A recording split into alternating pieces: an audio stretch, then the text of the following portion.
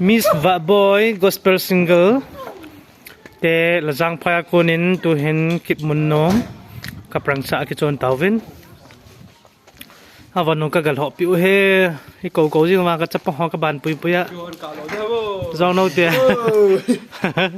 Joseph zong ko ka zong no hom sun ka bang pui ka ban pui pui ha as foreign bang jing na go dai nom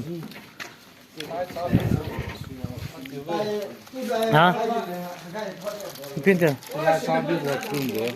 cha bi giống tiêu về cha bi giống vả chỉ trang sao chỉ garage he epirom de ham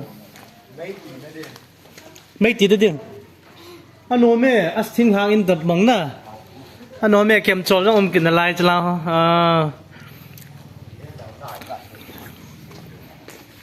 lang he 19th century khang lai in hin lai he 21st century tai anom le jing in to he thian su na kin kan nei de hen nomen ê nôm hiu ve ke gyang ko ke sut lo de jo la tha thi de anome chi Vahboi room ham ba chi koi wow this is room number 1 wow anop dan je nó sẵn nằm like he means Vahboi room this is common room na No. So far we lạ đồ tiền là chơi lại đồ tiền chỉ năng room thì hàm wow this is Vahboi room wow so chính là cái bộ thay tay chơi hay mà làm lần mình câu tiếng là chơi so chính là bộ tay chỉ là cái kitchen. Wow, ano me? This is 1, 2, 3, 4, 5, 6, 7, 8, 9, 10. 10 seater. 10 seater. To here. Kitchen này hiện. Bố hẹn chăm sao không cho sát tay. Tuy gồm 8. Hôm nay lâu. Washing basin này hiện. Này tuy.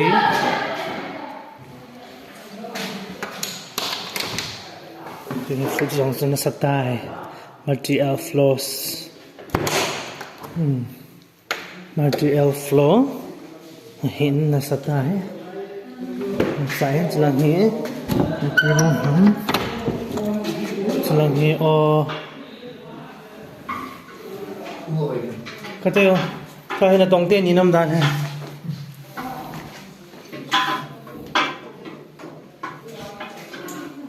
Kita ada cipan hanta. Kita ada cipan hanta. Jingka aku mau pilih thelo. Ho ada dulu. Inung nak dulu. Kalung dong ke mas.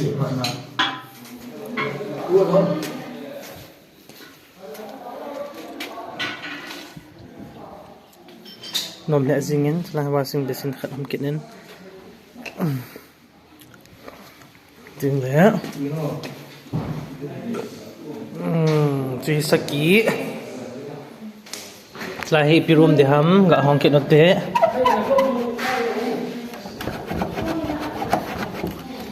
lahi koi room ham wa ka hong thai hi be hi bidi ki hon ham ba anom jingin lang mi cha te very very kang chang zing wow chilang no mai foreign bang jing front line ga cheng he